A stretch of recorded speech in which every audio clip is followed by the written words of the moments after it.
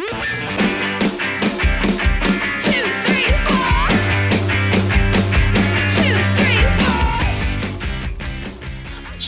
recorded from deep inside the bowels of a decommissioned missile silo, we bring you the man, one single man who wants to bring light to the darkness and dark to the lightness. Although he's not always right, he is always certain. So now, with security protocols in place, the protesters have been forced back behind the barricades and the blast doors are now sealed. Without further delay, let me introduce you to the host of HuttCast, Mr. Tim Huttner. Thank you, Sergeant-at-Arms. You can now take your post. The views and opinions expressed in this program are solely those of the individual and participants. These views and opinions expressed do not represent those of the host or the show. The opinions in this broadcast are not to replace your legal, medical, or spiritual professionals. Happy Sunday and welcome to HuttCast for 2124. From our undisclosed bunker location, we have on the phone with us today Dr. Brian Ardis, back by popular demand. You guys have been sending me emails and instant messages and all this stuff. You know what? I had to get him back on. He's a rock star in his field. So let's have a conversation with him today and see what's up in the world, in his world. Let's welcome him back. So stand by for HuttCast. We will be right back. The current healthcare system is not meeting the needs of real people. People are demanding better care, better options, and want results. So Graith Care has launched and is advocating for those in the U.S. and internationally, as people are realizing the controlled system has not been there for them. If you want your own independent advocate that is not controlled by big corporations, call or text and enroll today to get your advocate for your needs, serving all ages. For any healthcare needs you might have, you matter. Here's how you get started. www.graithcare.com. That is GRAITHCARE.com. Call Graith Care direct at 469-864-7149. Call or text the questions to Healthcare Sucks and get an advocate with Graith Care. 469-864-7149. Mention HuttCast and you will get an additional 10% discount on your first advocacy bundle. The staff at Graith Care will take care of you. Remember, mention HuttCast and get that extra 10% off your first bundle of time. And this is all brought to you from Graith Care.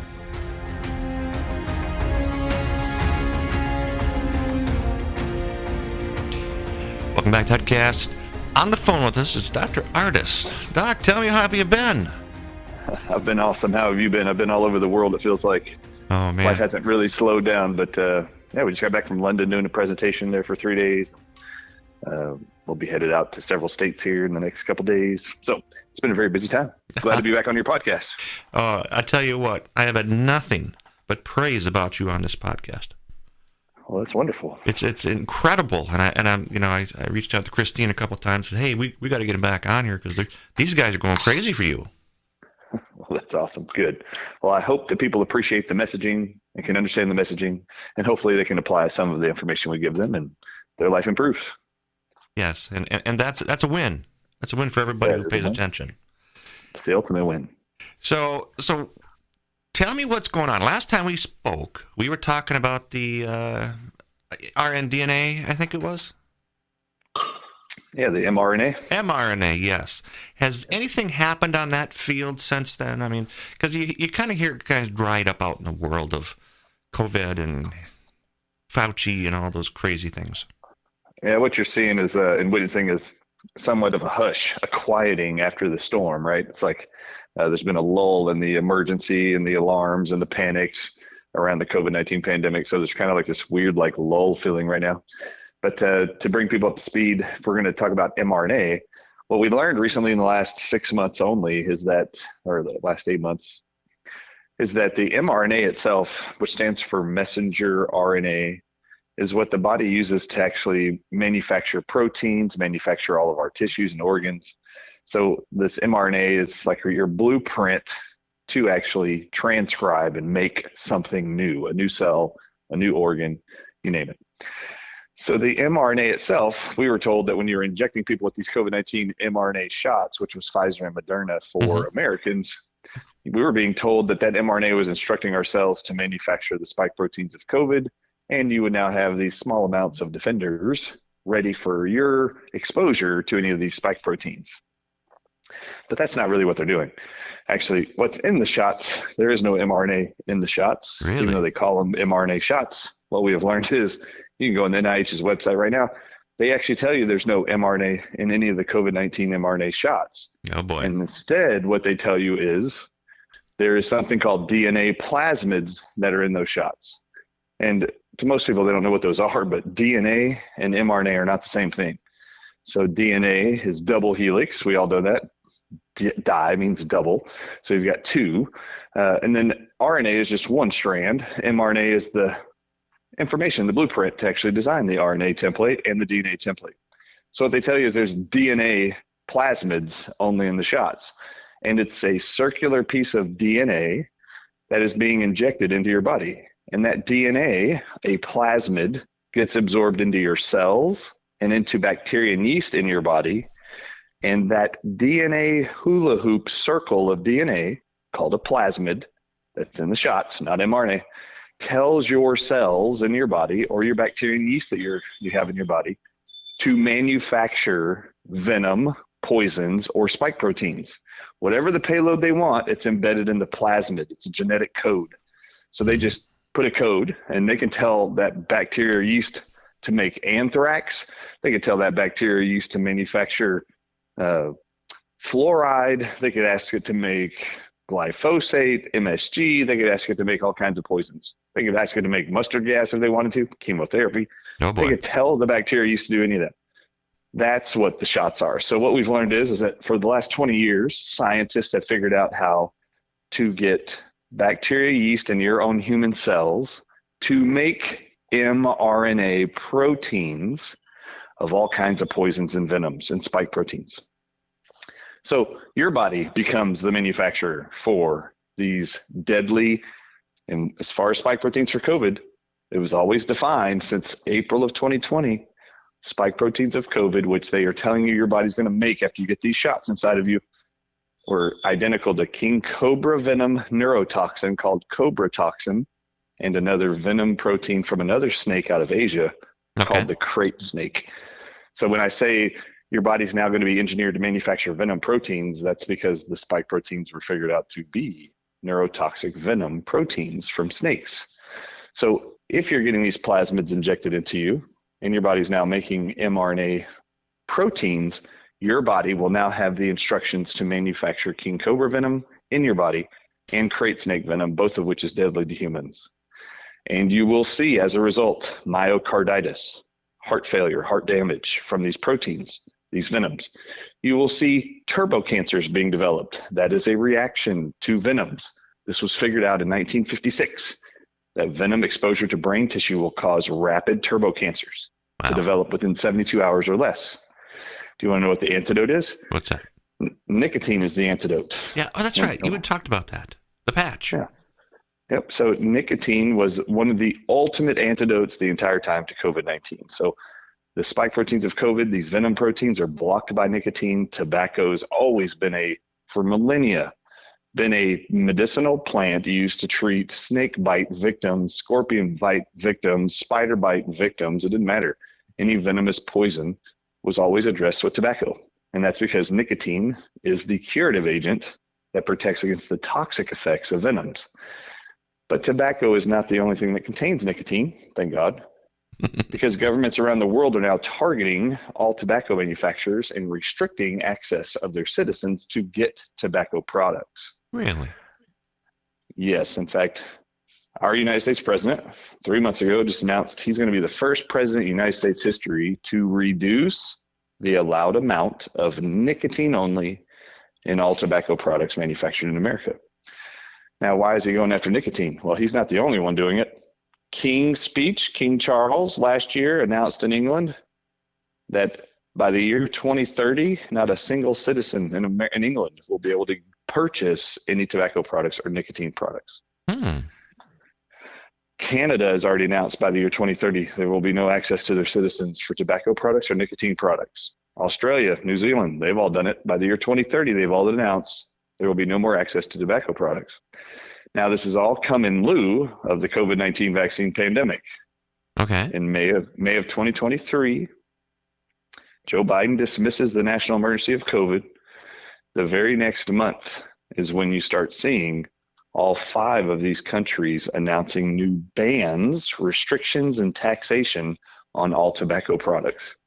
And it's only been since the Watch the Water documentary 2 years ago, within 2 months of that, is when every single country I just named made health agency announcements in 1 week. All 5 of those countries, all in unison in 1 week, said, we are going to ban all tobacco and nicotine products from our countries. And so you're watching them take these actions. Now, the King's speech last year was, and I was in London to talk about it 2 weeks ago, in the King's speech, he said anybody born after January 1st, 2009 will never be able to buy a tobacco product in England. So This is how they're starting we are going to make it too hard, too difficult, and put massive restrictions on your ability to get nicotine products. The great news is I was there in London to educate the audiences there that were from 16 different countries. You don't need tobacco to get nicotine. In fact, dietary nicotine you can eat, is found in eggplants, tomatoes, white potatoes, every bell pepper you've ever eaten, cauliflower, celery, green tomatoes, red tomatoes. All of these are high nicotine containing plants. Most people just don't know, and we're not educated that they can get nicotine in these. Right. The second highest containing nicotine food on earth is eggplant, actually. Is that right?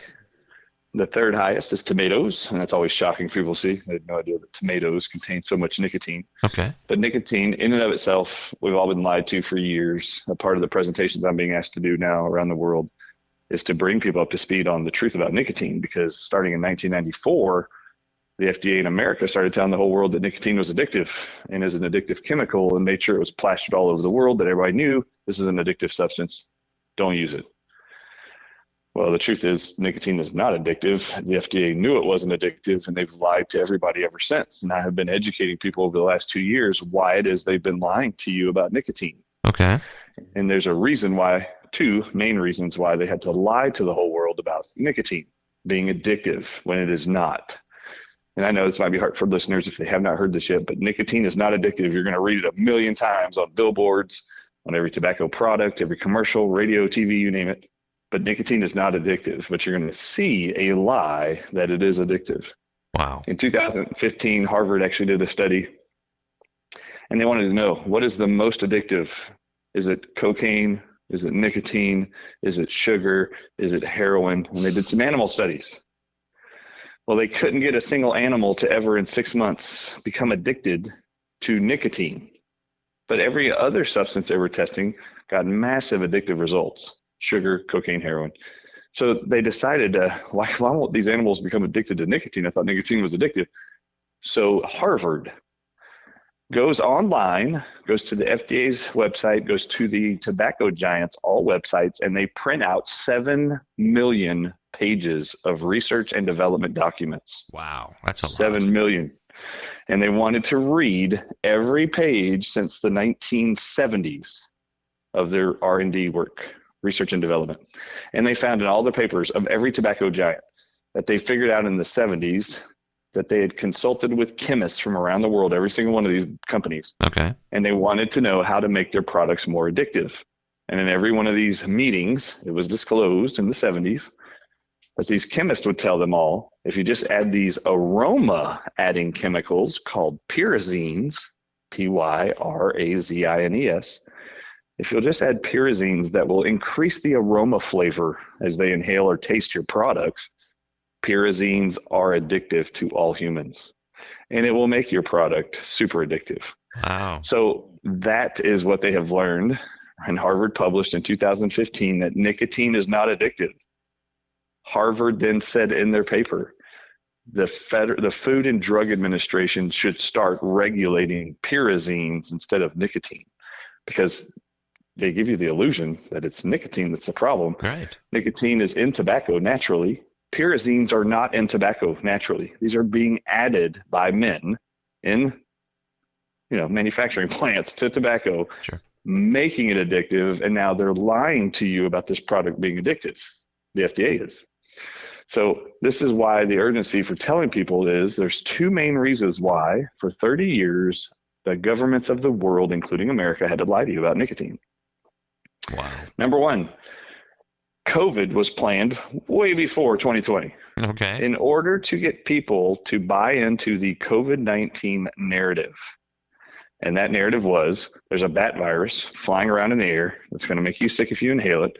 And smokers are the most susceptible. The elderly and the infants are going to be the most susceptible. This was the story. In order to sell that narrative, that was the narrative they wanted people to buy into. They had to see people getting sick, falling ill themselves, in order to demand what was the overall reason for the agenda. COVID-19, the whole reason was to make sure everybody on the earth volunteered themselves to get injected with a vaccine. That was the entire purpose for COVID-19. That was the entire purpose for preparing for a COVID-19 pandemic. 30 years ago, they knew nicotine was going to be a problem if they were going to get America to buy into the COVID-19 narrative. And I've showed the audiences this. In 1990, the CDC published that 51% of all American adults were smokers of cigarettes and tobacco products. 51% in 1990. 1994 is when the FDA comes out and says nicotine is addictive, even though our Congress asked the 7 CEOs 3 months earlier to come into Congress in Washington, D.C. and swear under oath that nicotine was not addictive. And all 7 of them in unison in 25 seconds did it. Wow. In front of everybody under threat of perjury. Wow. 3 months later, the FDA comes out and says, we don't care what they said, nicotine's addictive. 51% of all American adults were smoking in 1994 when the FDA said this. By the year 2020, when the COVID-19 narrative kicks off, the CDC publishes their new numbers on smokers in America, and it is now only 11% of U.S. American adults are smoking by the year 2020. Now, just so y'all know, listeners, I do not like smoking. I do not recommend anybody does smoke. I've never smoked in my entire life, and I think it's horrible for your health. However, something really ironic happened during COVID. The whole thing that's ironic is smokers were labeled to be the highest at-risk group of people to get COVID before even COVID happened. And then during COVID, all you've heard is smokers are the highest at risk, Yep. when in fact, smokers were always the least affected by COVID. In fact, there's no other group, no nationality, no gender, that is less represented than smokers in every category of risk, death, injury, hospitalization from COVID than smokers. Smokers were the least hospitalized. Smokers were the ones that least died. Smokers had the least amount of cases reported of being sick during COVID than any other group of people. The people that actually died the most were diabetics. Yeah. The people who least died were smokers. Now, the irony is, if in 1994 the FDA did not come out with a smear campaign to tell all of us for the last 30 years that nicotine was addictive, 90% of adults in America by 2020 were not smoking. If they did not start that smear campaign 30 years ago, 90% of adults in America would have never gotten sick. They would have been smoking cigarettes and it would have never gotten sick. Sure. So the marketing campaign for everybody to get vaccinated to prevent getting COVID, it wouldn't have worked because 90% of all Americans would have been like, I never got sick anyway. What do I need a vaccine for? So this was the reason why they had to lie. The majority of my presentations right now, worldwide, and you can download these at thedrardisshow.com. Every time I do a presentation, we download my PowerPoint presentation and put it for free over at thedrardisshow.com underneath patient resources. Just click patient resources. You'll see the title of our presentations. The one I'm referencing right now is titled The Other N-Word. The Other N-Word. That's a 380-page presentation, and there is a 3-hour video presentation I do also, and that's on our site. Wow. At the Dr. Ardis Show. So I just did film that a couple weeks ago, but about 8 months ago or so is when I did the presentation of the other N word. The other N word, N stands for nicotine. I just found out in the last 2 years the word nicotine makes medical doctors and Americans almost as uncomfortable as another N word. And I find that very funny. I'm like, why are y'all so weird about this word? The reason why they're so weirded out by the word is because the FDA has done an incredible job of making us leery of nicotine. And the truth is, I know you're not addicted to nicotine, and nicotine's not addictive because I know everybody listening to this show right now has eaten cauliflower, celery, bell peppers. They've eaten white potatoes, and they've eaten eggplant, and they've eaten tomatoes for sure. And they have never broke out in the middle of the night with night sweats from withdrawals of the addiction to cauliflower.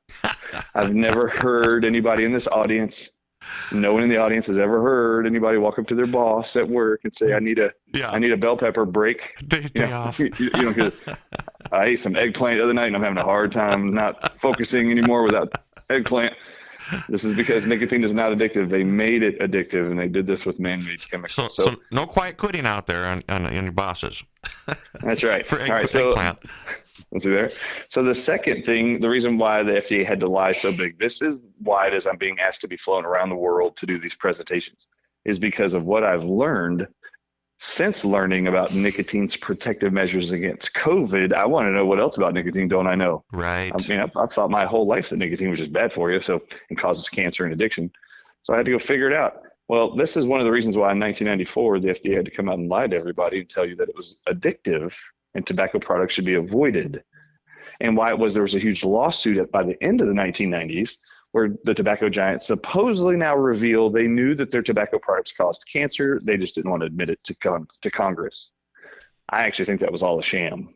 And I think that was a sham settlement. I think it was a sham entire thing. I think it was just a narrative to put out into the media, newspaper articles, radio articles, TV articles, newscasts, that the tobacco industry admitted they knew it causes cancer. So they needed as many people as possible. They needed as many people as possible to stop smoking and using tobacco products, period. Wow. In order for this narrative of COVID-19 to fly and to be accepted by the majority.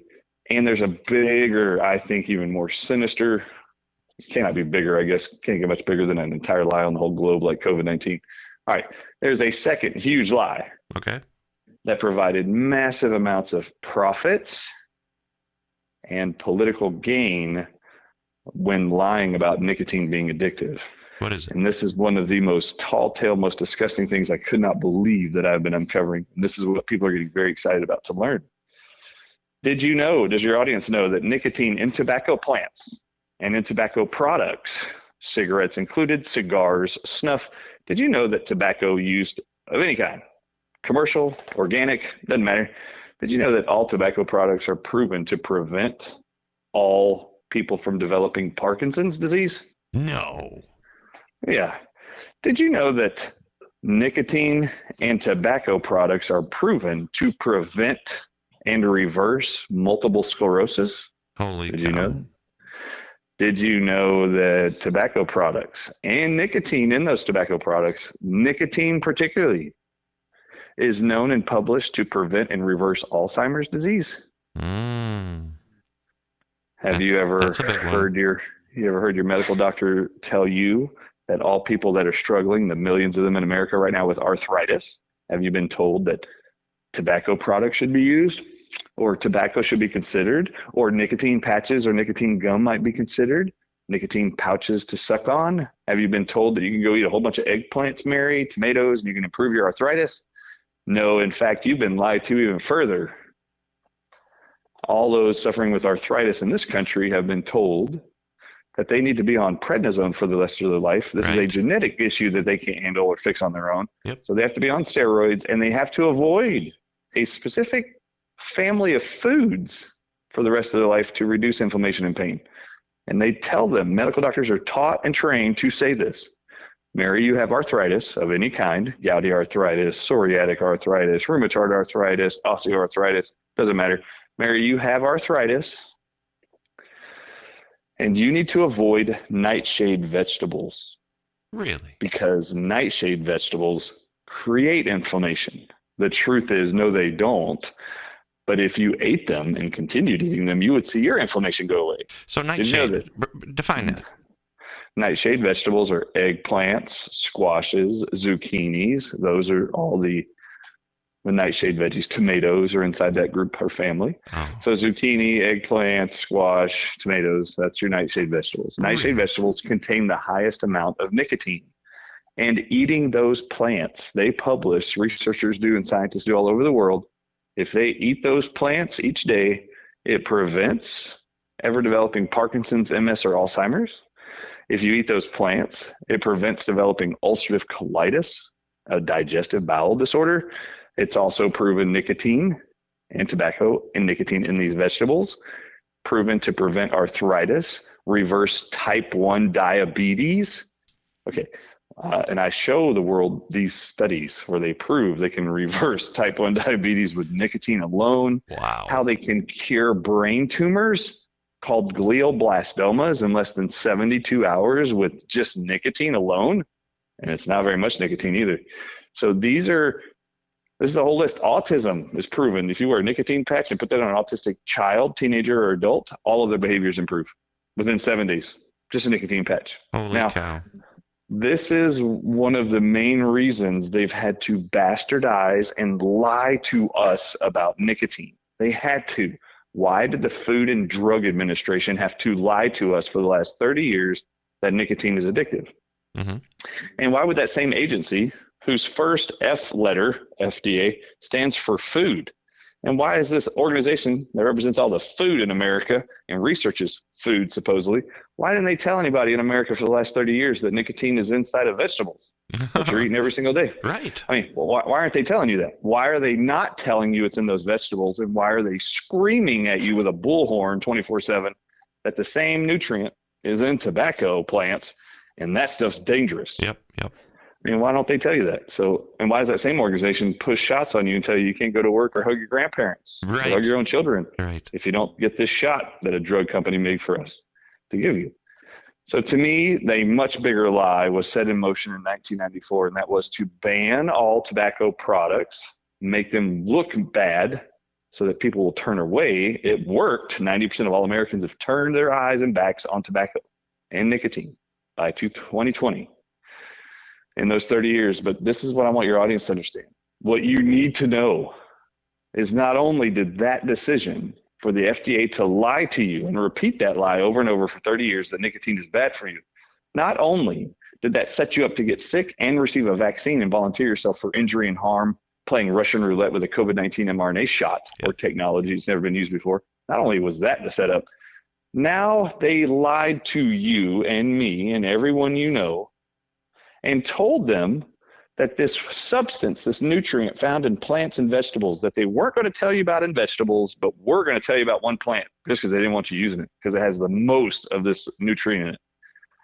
Do you know how many prescription drugs instead you've been sold and told to take for the rest of your life for conditions like Parkinson's disease, Alzheimer's disease, MS, ulcerative colitis, all the steroids, every prednisone patient that is unfortunately living in chronic pain is now swallowing or injecting prednisone in their body every day.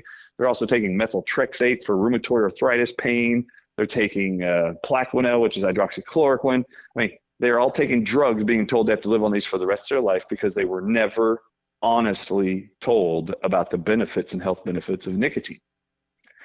And instead of telling you the benefits, they decided to, withhold truth about nicotine in vegetables, being proven that if you eat a dose or serving of those every single day, nightshade veggies, you can prevent Parkinson's and MS. And they went as far to show this. Multiple sclerosis, by the way, this is a neurological disease. I show the audiences these studies. Mm-hmm. They did these studies for entire countries. Wow. They tracked all aged individuals who were using snuff, tobacco snuff. Okay. And they said, we're not going to put a limit on how much tobacco these people use, but for the next 20 years, we're going to evaluate what's the risk factor for developing MS in Denmark, I believe is the country. No, it's in Sweden, sorry. It was in Sweden. The entire country of Sweden. What they find was, they said, but we're not going to limit our participants and review of people just snuffing. We're going to actually take all tobacco products. Any tobacco, cigarette products you're using, we're going to include those people in the study. What they found was over 20 years, the more snuff tobacco product tucked in the lip that you sucked on all day or chewed on. Right. So snuff, the amount of snuff and the amount of cigarettes combined led to the least risk for developing any neurological disease, MS, Parkinson's, Alzheimer's, dementia included, memory loss. All of that is prevented the more tobacco product you use. Okay. And that is what they publish. So what you find is when you dive into this and realize, why would the government lie to you? There must have been a reason for the lie. What about the cancers? Why would the FDA? What's that? What about the cancers? Yes, and the brain cancers. Oh my gosh, glioblastomas right now represent 33% of all brain tumors. They represent 50% of all glioblastomas, astrocytomas. Okay. These brain tumors are completely cured with nicotine, 0.2 milligrams for every 2.2 pounds of body weight. You take that each day, just that amount of nicotine, it dissolves a brain tumor, a glioblastoma, one of the most aggressive, deadly brain tumors, period, on Earth right now. It dissolves it by half in 72 hours. Okay. Do another 72 hours, and you will actually dissolve the whole thing without surgery, without chemotherapy, without radiation. So my question is, you wear this patch, or you have nicotine products, or whatever you're doing. What about the cancer that they've put in our heads that if you smoke, it creates cancer. If you chew, it creates lip cancer. The cancer caused from tobacco products. What do you do then? Yeah, that's a great question. So when I say anybody going to be using tobacco products or tobacco, you should only be using organic tobacco cigarettes. They have them. They have like American Spirits is an organic tobacco. They don't add any of these 599 man-made chemicals the FDA allows the tobacco giants to add to your cigarettes and tobacco products. How do you know it's tobacco that's causing you to get cancer or develop cancer? How do you know it's not one of the 599 chemicals man makes that are added and allowed to be added to every tobacco product? This is why we recommend organic products. There's actually 2 brands of nicotine gum or patches that we recommend because they are the cleanest of those brands. And we have looked into every ingredient, other ingredient, emulsifier, preservative, you name it. Inside of gum, there are nicotine gum. We only recommend the 2 milligram tablets. They only have 2 and 4 milligrams. We only recommend the 2 milligrams. Mm-hmm. And that's a brand called Lucy, Lucy, like Lucy in the Sky with Diamonds. Okay. Lucy. And then the patch brand that we recommend the most is called Rugby. Just like the sport, RUGBY, and that can be purchased on Amazon. It's the only one I use. I use it every day. For people starting out, I just want you to know, you can go to the drrshow.com at patient resources tab is a PDF titled nicotine.pdf, and it's a free, just open it. And this document tells you exactly how to use nicotine patches, nicotine gum, nicotine pouches, that I recommend, whether it's to prevent, cure yourself, or treat something. I've given you the list there. So when I say this, I just want you to know I've got the gum and the patches stuff there. I recommend most people start using 1 milligram of nicotine a day. That's a small amount, and that's the same amount in 1 cigarette you would get. If you do 1 milligram gum, that means you're going to buy the 2 milligram gums and cut them in half. You're only going to eat half of one a day for a week. With patches, they come in 7 milligrams, 14 milligrams, and 21 milligrams, and you just need to cut them into smaller pieces. If you buy the 7 milligram one, you're going to cut it into 7 equal size slivers, and you're just going to wear one of those every day, either on your arm, thigh, ribs.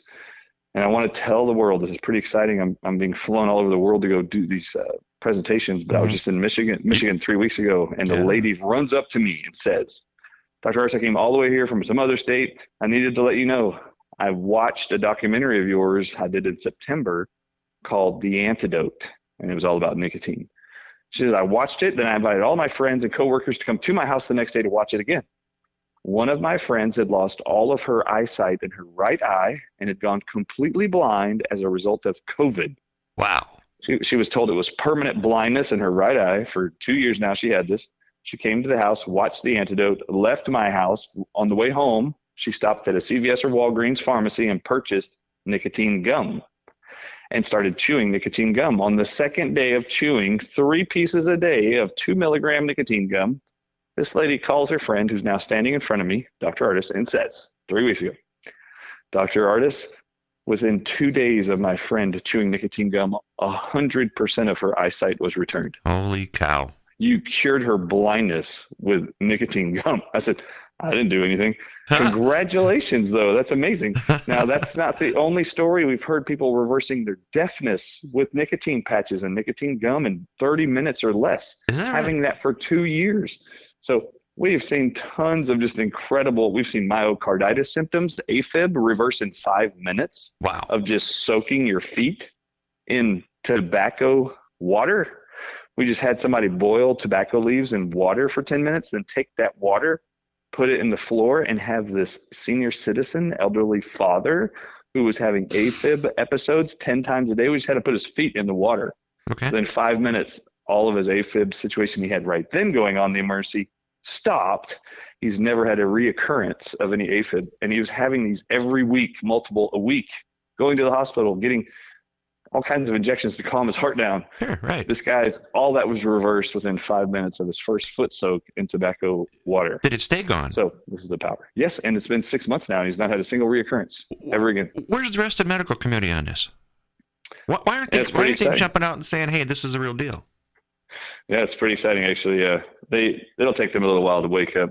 Remember how when there's this guy named Galileo determined that the Earth was not the center of the universe? Remember what happened to this guy? Yeah. The whole scientific community and the church threw him in prison for the rest of his life, and he died, stating with his conviction that he knew that the Earth rotated about the sun. I created a model. I showed the church and the scientific community, and they immediately imprisoned me. Wow. And defamed him and left him in there until he died. So that's usually what happens when anybody with any new information that the rest of the scientific community is trying to catch up on. It usually takes a little while for them to catch up. But what's very exciting is, I'll give one big shout out. There's a guy named Dr. Peter McCullough who has a Substack. I get his emails. But he has a Substack where him and the guy named John Leake write health articles. And he wrote an article about 2 months ago that I saw, and everybody forwarded it to me. But he actually did a review on a paper I have been showing everybody for 2 years now. It just took 2 years for it to show up in his Substack, which is great. But I'm glad he finally did it. Lots of people said this was a big step forward for the medical community because Peter was admitting that this is right. The story is he was relaying and reviewing a research paper done in January of 2023. In January 2023, some scientists took long hauler COVID patients who had to have a combination of 21 problems, health problems that would not resolve with other medications or therapy. They took these individuals who had suffered for over 2 years after having a mild case of COVID. Now they had to have complaints of loss of taste and smell, vertigo, dizziness, brain fog, exercise-induced asthma. They'd have new high blood pressure diagnosed. They'd have new onset of diabetes. These was just a list of stuff they had to have. They took these groups of people who had had no resolution of their symptoms or problems and asked them to do one thing and one thing only. We want you to wear a 7 milligram nicotine patch for just 6 days. They all did it. And as the researchers report, I quote, the results of wearing nicotine patches to resolve their symptoms was so profound it was either immediate or within just a couple days of using the nicotine patches daily. Wow. That 100% of their symptoms disappeared. These people waited, the scientists, 6 months after they took the last nicotine patch off on day 6. They only wore them for 6 days. These scientists followed up with all of these long hauler COVID patients 6 months later and wanted to know, have you ever used another nicotine patch? None of them had used one again. Good. Have any of your symptoms returned you had before for 2 years? Not a single symptom had even returned.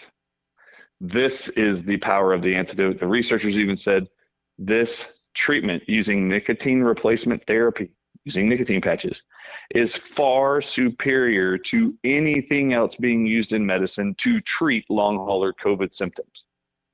So he did a review on this. What I found funny was all the MDs and scientists around the world that saw Peter McCullough do a review on this published paper that nicotine is the antidote to long hauler COVID. Okay.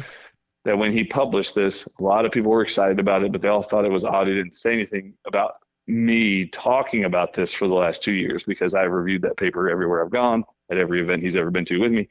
And I just didn't care. I actually just want the audiences to have the information so they don't live with symptoms anymore that they don't need to live with. So and nicotine can be a huge blessing, and not have to live in fear anymore. I wear a 3 milligram size nicotine patch every single day. I have for 2 years now. I will for the rest of my life, because I have learned in the last 2 years that science knows that every single virus on Earth binds to nicotine receptors in your body. Therefore, if you have nicotine going into your body and you eat nightshade vegetables, or you take advantage of tobacco products, or you use organic tobacco plants, or you use nicotine patches or gums, you are going to be the people that are protected from all viruses, including influenza viruses, HIV's virus, rabies virus, polio virus, all of them.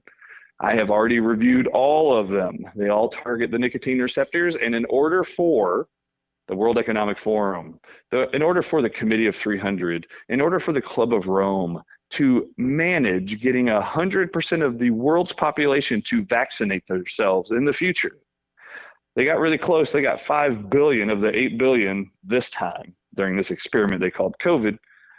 Their goal is 100% domination. And 100% of us volunteering our arms, are forced to be injected with some vaccine. And what have they discovered is this amazing tool they can use to get us to bow our knees to science and their drugs. Okay. They have lied to every single one of us about viruses. And now, what is all the major governments around the world doing in the last 2 years? They have put in very strict guidelines that they are going to deplete access of nicotine products to all their citizens by the year 2030. Okay. So by the year 2030, they're going to release their next Marburg virus, their next Ebola virus, their next coronavirus, whatever they want to call it, COVID-31, whatever. They're going to release whatever they want to release. Nicotine is the antidote. This is why the governments of the world are trying to destroy your confidence in that product and your ability to even get it. So this is why people around the world, as they're hearing this, they're going, oh my God. And as I show them, they are grasping the gravity of the message. They know, the governments around the world know tobacco is a disease-preventing, nutritious plant. They know that eggplants, tomatoes, bell peppers have a nutrient to most neurological diseases, most cardiovascular diseases, and every viral disease on Earth. Yes, including rabies and HIV. They know nicotine's an antidote to all those. And I keep showing all of these research studies that they're proving nicotine is the antidote to all of these things. So to improve the lives of people around the world and protect them from the injury and harm of the lies about viruses, susceptibility to new technologies and vaccines that have been proven safe and effective ever, to try to limit injury and harm to those people. This is why we individuals do research, why we get excited to learn what's in nature God gave us that can provide benefit, protection, and immunity. Well, let's ask a question. Nicotine is one of those. Why? Why do they want to dominate this? Why do they want to think they need this control of us, the citizens in the world, and they're going to do it through a chemical? It doesn't make sense. You're right. It really doesn't make sense. And I'll tell you, there's only one thing, because a lot of this did not make sense to me for, first 2 years of COVID, probably. I was going crazy. Yeah. Because so many things in the government agencies and what I was speaking and researching on and being interviewed on, I just couldn't believe what we were uncovering and just how outright evil it appeared to be. So lots of people that I know, trust, and that are older than me have actually recommended that I read a lot of things because they could see I was being bothered by the actions of a few during COVID. So there's many books that I read during the last 4 years, and each of them actually had some major benefits to me understanding what's going on in the world, but nothing was more powerful and clearly defining for me what is going on in the world. And that sums up everything related to nicotine and tobacco I just talked about, COVID-19, the pandemics, viral pandemics, the whole scandemic, vaccines, you name it. Scandemic, all of it is wrapped up. All of this is wrapped up into one book I read, and it's called The Conspirators' Hierarchy, The Story of the Committee of 300. And this is written by Dr. John Coleman, Coleman. Now, Dr. John Coleman wrote this book in 1995. So right at the beginning of the internet. So very few internet sites anywhere to just copy and paste information. I like any books before 1995. So this one's right on the edge. So 1995, and I'm serious, I just think the internet's just full of crap. So, and most people write their books off of research they're doing online, and that's just lame. I like books and old books prior to the internet. But this guy's book, I read this book, and it finally surmised for me, truly gave me a view of what's really going on in the world, and leading up to reading that book, and ever since reading that book 3 years ago. Everything I see fits directly in line with what was written in that book in 1995. So nothing appears alarming. Nothing appears questioning, like, why would they do this? Now I know why they're doing everything they're doing. At least that's what I got from reading this book. And it's been very odd to me that something could be this concise, this specific, in everything related to military, economics, and politics in the world right now. So what do you think of all of it? What do you think of Orwell's book? And Orwell's book, 1984. Yeah. I've actually not read that whole book. I've only seen sections of that book, but it actually reads exactly like that Orwellian utopia, doesn't it? That's what they're trying to transition us to. So this book, written in 1995 that I'm referencing, by The Story of Committee of 300 by Dr. John Coleman, it surmises everything Orwell wrote.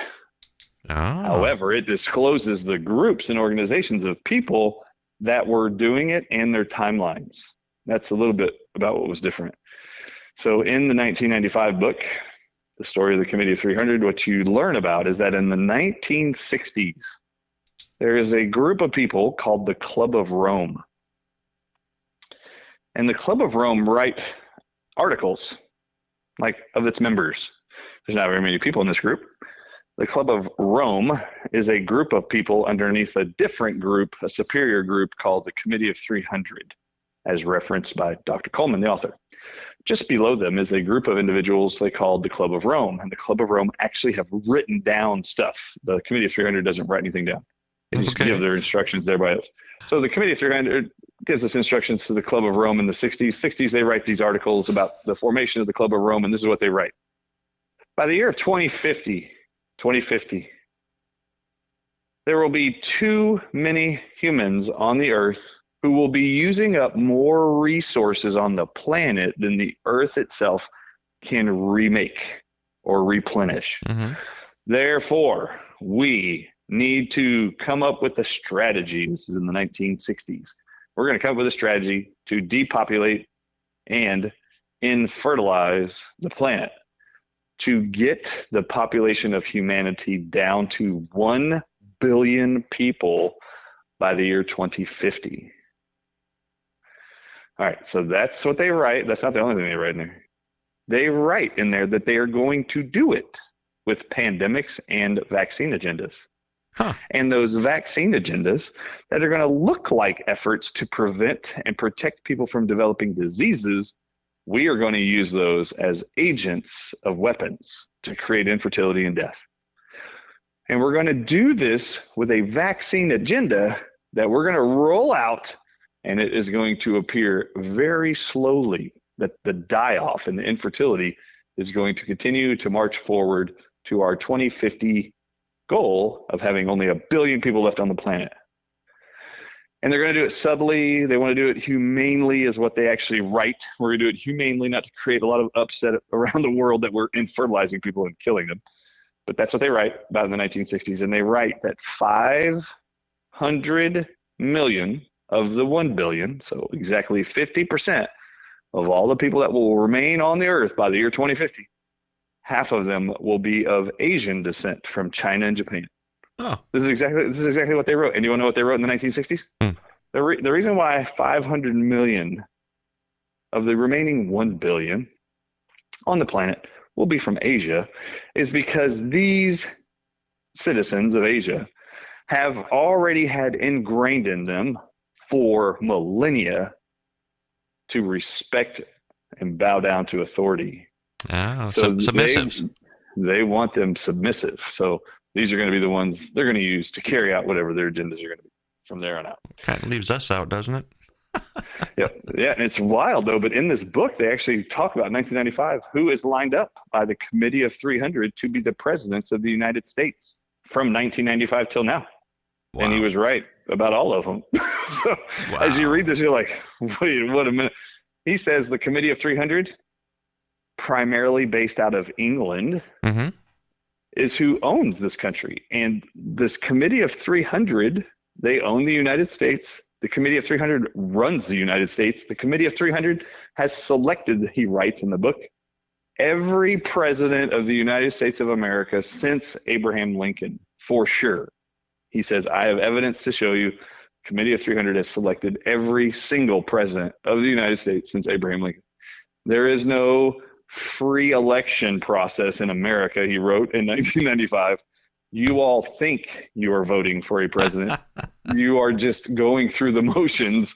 These people have already been selected. And he names them all in orders from Abraham Lincoln to now. They wanted these people for this reason, for this reason, this reason. And John Coleman's reference, how does he knows all this stuff? He was a many year decorated MI6 member in England in their CIA, which is called MI6. I wonder if the 300 owns the Dominion company for the voting machines here. And Dominion, he talks about in the book, Dominion is one of the words in which their goal is to dominate the world. Dominion is their total goal. So I didn't find it ironic that the names of the machines were Dominion. Right. The voting machines. Yeah, that's crazy. Mm-hmm. Also, if you want to know the truth, if this is fun for you, in that book, people nonstop are worried about the border, the southern border of Texas. Constantly, so many people on the patriotic side of the movement here, constantly talking about the border. Don't understand why the border is not handled.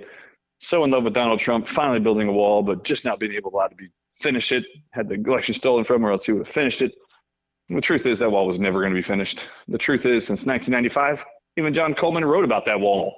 So as I'm reading this book, I'm like, oh my God, he knew everything that was happening right now. How did he know this? Kind of Nostradamus in effect, doesn't it? It's so wild. In 1995, he writes that the Club of Rome in the 60s wrote. So they wrote in the 60s what he is summarizing in his book in 1995. They wrote in the 60s that what they are going to do is they are going to insert, this is not a joke, Jesuits into every single branch of government. They're also going to insert Jesuits into every single leadership of every Protestant major religion in America. And even in the 60s wrote, and you will know when we have accomplished our mission to infiltrate the leadership of every Protestant religion in America, we will show the world, the Committee of 300 and the Club of Rome, we will show you, in the 60s they said, we will show you when we have accomplished our goal to infiltrate all Protestant religion. They hate Protestant religion. Jesuits are like a military arm of the Catholic Church. Okay. So in the 60s, the Jesuits are now going to infiltrate all branches of the government, every leadership organization of every major Protestant religion in America. And then they said this in the 60s. The world will know we've accomplished our mission on the religious front. Do we know? Yep, they said, you will know that we've accomplished it when you watch an inauguration of the United States president, and that president's inauguration for the first time ever will be set up for him to be facing the Washington Monument when he puts his arm to the square to swear his oath to the presidency. Guess who was the first ever president to face the Washington Monument in his inauguration? When this was the sign written in the 60s by those in the Club of Rome, that this was going to be the sign that they have infiltrated every Protestant religion. And when they do that, they said, we are going to destroy all the belief systems in those religions. Wow. They hate Protestantism. They want to destroy everything related to Protestantism. They want you to go back to the paganism of Catholicism. So this is what they want. They want you coming back to them. So they are going to insert themselves into these religions and start turning them away from their original beliefs. So no their doubt, Reformed beliefs. No doubt it was Sleepy Joe. It was actually Ronald Reagan. No. Yeah, it was actually Ronald Reagan. So that was the very first one. And there's lots of covering documentaries on this and books written about this, but that is exactly who it was. Not ironic, in my opinion, to find out that in 1986, Ronald Reagan is the guy we find now being blamed for the immunity given to all drug manufacturers for any injury, harm, or death caused by any vaccine made ever. He signed an act in 1986 that gave immunity to all drug companies from ever being sued, ever being liable for an injury caused by any vaccine ever administered to an American citizen. So now there is no recourse for any family who has had a child or themselves injured or killed by a vaccine. They have no compensation coming their way, no recourse of action to seek justice. And that was all written into law by Ronald Reagan.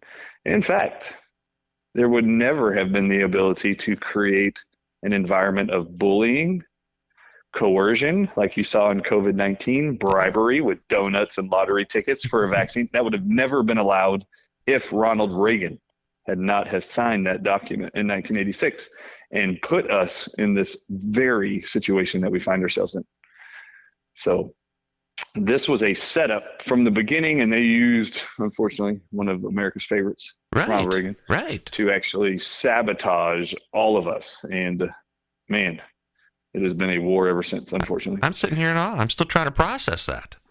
Yeah, it is very hard. So then once you get to, let me just tell you about this. It's crazy because once you get into the book, what you learn is about the border. I mentioned the border. When you get to the border, and I just tell you, this book answered every question I'm seeing reported around the world that everybody's trying to figure out answers to. It just doesn't make any sense, right? It doesn't make any sense. Why would we not have a border or a wall already completed?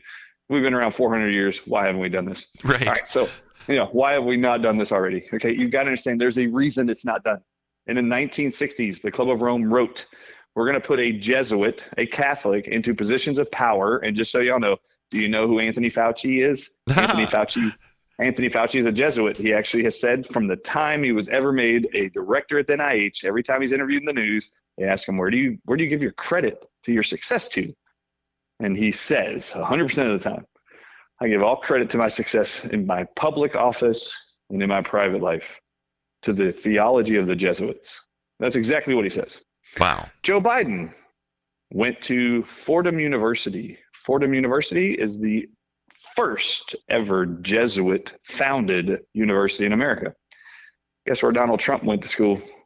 Fordham University, where Joe Biden went to school. And then people like to tell me, yeah, but he left 2 years into his college career and went to the University of Pennsylvania. And I go, you're right, he did. That's his alumni. Where did the money for Operation Warp Speed go? Okay. It all went to the University of Pennsylvania, which is Donald Trump's alumni. And who got the money at University of Pennsylvania? Two scientists named Catalin Carrico and Drew Weissman. They're the ones who, in their documents since 2009, have written they put snake venom phosphodiesterase, a component of snake venom, in all COVID-19 mRNA vaccines. Since 2009, they've admitted that in every single paper, which is why I told the world in my Watch the Water documentary, there's snake venom in these shots. Nobody should ever do it. Those two people were at the University of Pennsylvania. Those two people just won the Nobel Prize in medicine for creating a shot that has killed at least 35,000 people in 2 days here in America. It has created at least 90% infertility rates in Canada, Australia, New Zealand, and the UK. Infertility rates and miscarriages. 92%. This is what we awarded these people with. So now you'll start to grasp, why are we celebrating and rewarding these people with things that don't feel like they make sense? Right. They don't make sense because you and I aren't evil. Right. And you and I don't have a plan to murder, kill billions of people and get away with it. So this is why you don't see it's obvious what they're doing. They're not going to tell you this is what they're doing. Right. They're going to give you some other, there's a reason we have to do this. Well, they might but tell you. We love you and we're trying to help you. They'll put it right out front and tell you, and then you'll just look at it and ignore them. Yeah. So, sorry, I keep jumping away from the border, but I want to mention this real quick. When people try to figure out what's the world's going on with the border, and why couldn't Donald Trump finish the border, in the book he writes, when these Jesuits are in every single branch of the United States government, and when they are in control of every leadership of every Protestant religion in America, they are going to open, 1960s is when this is wrote, we are going to open the borders of the southern part of the United States. And we are going to flood in their words, quote, flood the southern border with immigrants from the southern countries. That would be Mexico and everyone south of them. They write in the 60s, we're going to flood them into the United States through the southern border. And this is why they say they're going to do that. Everybody who's worried about a civil war with the immigrants coming across the border, that is not why they're here. They don't care about that. They're not even interested in that. These people are being bribed and incentivized to get over here. The reason why they're coming here and why it is they wrote in the 1960s, we're going to flood people from the southern countries into the United States, not because of war, not because of their political stance. They actually wrote in the 60s, there's only one reason why we're going to do this. We've already conquered Mexico and all the other southern Latin American countries with our Catholicism religion. We are going to flood America with Catholics from the southern countries, and those Catholics, which we will incentivize to come into America. Have you not heard about the bribes, the free rent, the $500,000 per adult? Have you not seen these cash rewards to these people coming across the border? In 1960s, it's written in this book, we are going to incentivize all the Catholics to come from these southern countries to cross the border illegally, come into America, and when we give them money, when we give them food, when we give them shelter, these Catholics will continue to vote the other Catholic Jesuits we put into positions of power, and we will be able to destroy. Ultimately, the goal is to destroy the Constitution of the United States, destroy the first article of the Constitution, which protects our religious freedom. They said that is what they're after. They just have to destroy our rights of religious freedom, and then they can destroy the United States of America to ultimately create what they've always wanted, which you hear about and read about, called the One World Order, or the New World Order, or the One World Religion. What they wrote in the 1960s is the ultimate goal of everything I just explained just now that you're seeing in the world right now is all an attempt of the Roman Catholic Church, I'm not joking, this is right, to create a one world empire. They want a one world religion, and that one world religion is going to be Catholic. This is what they wrote in this book. And this is why you're seeing everything the way you do. The Pope in the last 4 years, what's the Pope and what was the irony when he became the Pope 4 or 5 years ago? It has been written. There will never, ever, ever, ever, it's written in all the historical documents of the Catholic Church, never will there be a Jesuit Pope allowed.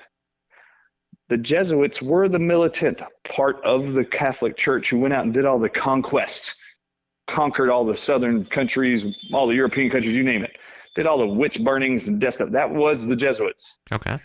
When they wrote the Jesuits, we can never have a Jesuit Pope. That's because they didn't want a militant Pope. Well, when you got Pope Francis in there, what is Pope Francis? He's the very first that's openly just talked about. He's the first ever Jesuit Pope from Argentina. There's never been a Jesuit Pope ever. What does this Jesuit Pope say in the last 4 years? Consistently, the same message over and over and over. What is two things? This is what he says over and over and over. What the world needs more than anything right now, 4 years straight now, by the way, the Pope, the clergyman on earth, the oracle of God says, what the world needs more than anything else is more vaccines. Oh, boy. The number two thing he says, which is the very next thing out of his mouth, we need more vaccines and we need to defund our militaries. Oh, boy. Okay. All right. So do you see the setup? The setup is there's this real attempt to try to destroy our military, destroy our borders, create a one world government, when he says it's time to weaken our borders and defund our militaries. This is what he says 4 years straight. This is the goal. Yeah, this is really the goal. This is the agenda, to create a one world religion, a one world order, a new world order. And this is what they're all trying to march towards. They're wanting to try to create a smaller populace of people that they can more easily control, and then control their resources. In my opinion, it's all about dominion, and it's all about dominating and getting just a few set families or individuals to own the majority of the land masses of the world. Sure. That's really all I think it is. So, and anyway, that's exactly how it feels. You're in Texas, and what do your neighbors say? I mean, you guys got a flavor. You got a hankering of what your neighbors are saying about the wall and the onslaught of the people coming through. What is that? What are they saying? Yeah, they're all up in arms. Lots of people. I just tell people to keep reading their books because if you have knowledge, then it's not as stressful and it's not as odd. And the truth is, if you read the book, you'll start to recognize that there are things that are outside of your hands, and they're being done intentionally, not because there's something you can do about it. They just want you distracted and preoccupied with some other fanatical idea, agenda, something that's upsetting and theoretical or philosophical, and nothing really important to life. So if you can just focus on the fact that we need to be great for each other 100% of the time, that actually protects us most of the time from doing things that are dumb, being isolated and alone, and hurting other people. If you can just always focus on being great, there are tons of people here in Texas freaking out about the border, scared to death about the immigrants. I, too, want a healthy, strong border. I totally believe that's important. I believe we should have one. And we have tons of citizens here who are going there when the government's not helping them, and they are putting together their own little your governor, their own little groups, our governor's even doing it, right? So and celebrating that the citizens are doing that and participating. If it's that important to the citizens, go do it. Sure. And we have a lot of people doing it here in Texas, and from Florida joining us here in Texas. It's been very exciting to watch. And your governor, Stubbs, has nose at Sleepy Joe and says, we don't care what you say, here's what we're doing. Yep, exactly right. Wow, that's a huge thing. Exactly right. All right, well, I actually am just getting notifications on my phone that I'm supposed to be on another business call, so I need to get on another call. But this interview's been awesome. Let's plug your site one more time before we go so people can redo it. Sure. So my website is thedrardisshow.com, the show.com. Also, healingfortheages.com is a huge conference and effort of me and a bunch of other doctors to educate the world on all the different types of ways in which they make us sick. They target us, and these include things like the DNA plasmids you learned about in this radio show. We talk about 5G radiation. We talk about blue light technology and your LEDs, lights in your home, your cell phones. You guys don't know this, but those technologies are being used to damage our DNA. And we keep showing people they know exactly what gigahertz to stimulate your light bulbs. Every LED light bulb in your house, for example, has radio antennas. And they tell you on the box that they can control the amount of electronic emissions from your lights. Well, the EMFs they put off, the Wi-Fi radiation, the 5G radiation, all of these do what are called double-stranded DNA breaks. They damage your DNA, they kill the cells, they create disease and death. We have created a group of people and a conference called Healing for the Ages. Our first one was a huge success in September of 2023.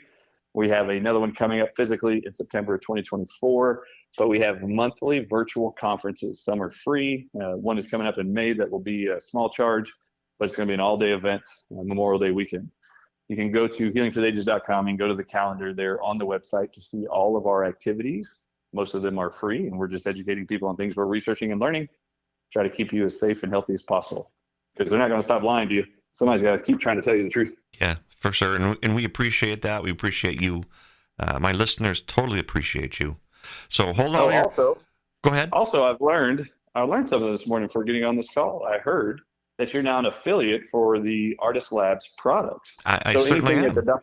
So anything at the drardisshow.com, I've got 10 for 10s, which are $10 videos and a PDF that explain how you can reverse conditions naturally, even if you're on medications.